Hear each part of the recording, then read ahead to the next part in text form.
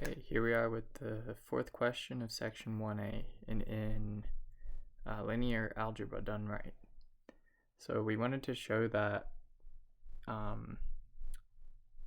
the complex addition is commutative, is what this is saying. So we wanted to show. And we started by defining alpha and beta as two separate complex numbers. Okay, and then as with all show that questions, we took the left-hand side and we want to manipulate it until it becomes the right-hand side, and then we can say we've shown that.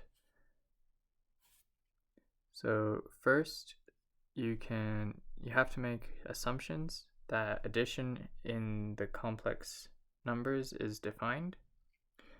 And in the textbook, it's defined as you add the real numbers and the complex coefficients. So here we've added the real numbers. Let's use blue. Added the real numbers and added the complex coefficients. So we can do that.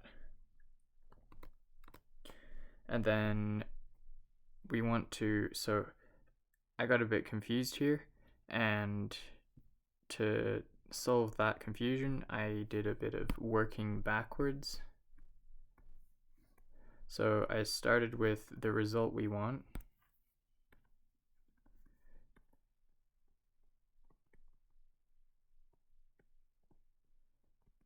And I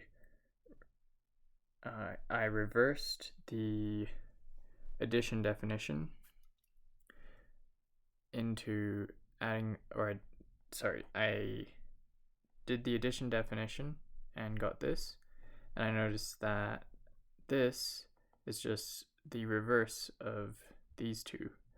So if you apply the assuming commutativity is defined in the real numbers, then you can swap the real numbers without interfering with the complex, so the complex number itself.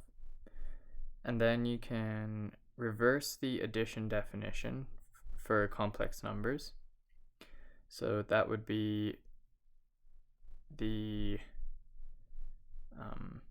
real number plus the complex coefficient, c plus d times I, and real number complex coefficient, a plus bi. And if you notice, that's what we define beta as, and alpha plus bi is what we define alpha as, which is the right-hand side as required. And that is question 4. I'll see you in the next one.